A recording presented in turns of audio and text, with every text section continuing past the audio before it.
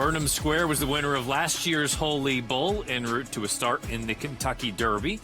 As an older horse, sounds like he'll be campaigned on the grass. We'll find out what this year's Holy Bull will produce. Will it produce one of the favorites for the Kentucky Derby? Will it produce horses that go off and do different things down the road? We'll find out in time. But, Anthony, I think the one thing, the consensus I've gotten hearing people here at the track, I think we all think this is a pretty good group put together. Yeah, I would. Usually people look at the Holy Bull and they don't see it as a really strong race for the Kentucky Derby.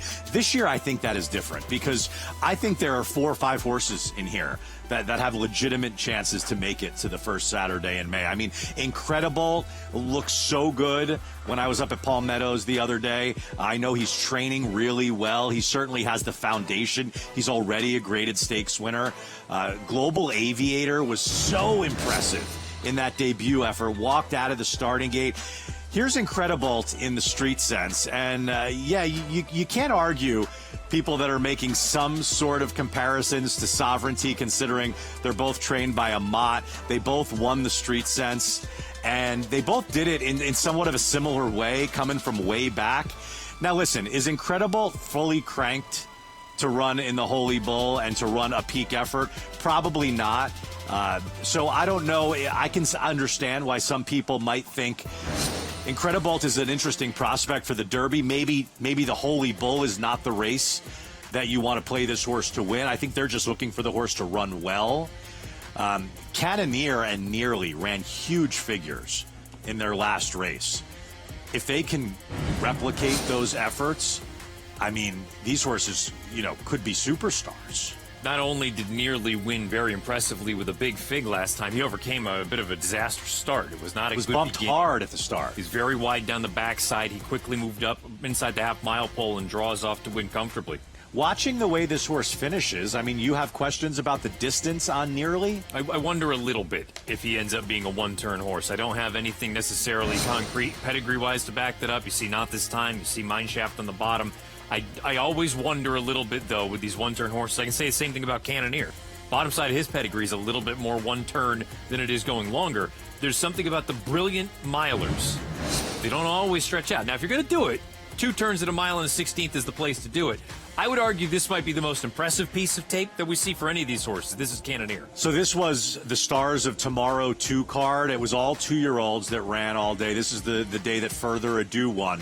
Out of all the 2-year-olds that ran, this is the horse who earned the fastest Beyer speed figure of the day. He earned a 90 in this spot, and really at this point it's hands and heels for the final 16th beneath a Rad Ortiz Jr. or Rad maintains the mount here. I mean, when you pay nearly $1.8 million for a horse, you expect to get something good. The pedigree, the reason I brought up some of the distance questions, you think of some of the names in the bottom side here, they really excelled at the middle distances. Now, a mile and a 16th, that's a totally different ballgame than a mile and a quarter. We're not talking about the Derby, the first Saturday in May. Short stretch, too. This is definitely a distance that can cater to some of these middle distance tweeners. I just wonder if we're thinking bigger picture. Maybe not tomorrow. Tomorrow's kind of a horse of a different color. But down the road, I wonder if some of these better horses might end up be better off doing something else down the road as opposed to these longer 2-turn races. And these early Derby preps, it's also trainer intent too, right? These trainers are training their horses to peak on the first Saturday in May, not in a race like this. So you also have to, use that in your handicapping equation. Who are the horses that are primed and ready to run big races tomorrow, and who may be better a little down the road? And that brings us full circle right back to Incredible, right? This is a horse that you don't have to worry about the 2 turns. Looks like distance will be his friend. Churchill Downs is not an issue. Of all the horses we've talked about, though, we haven't talked about the horse that you're most intrigued by. Yeah, my one fear about Incredible is not only is he ready to run big off a bit of a layoff on Saturday, doesn't have any early speed. And this is a racetrack where you don't Skippy Longstocking closed in the Pegasus from a little far behind. But this is not a racetrack where you want to have to come from too far back. The horse I'm really interested in, and I'm kind of warming up to, I didn't think I would be interested in my first assessment of the race, is the 8 Bravaro for Safi Joseph Jr., whose barn seems to be heating up. This is a New York bred who's a perfect 2 for 2, but against New York bred company.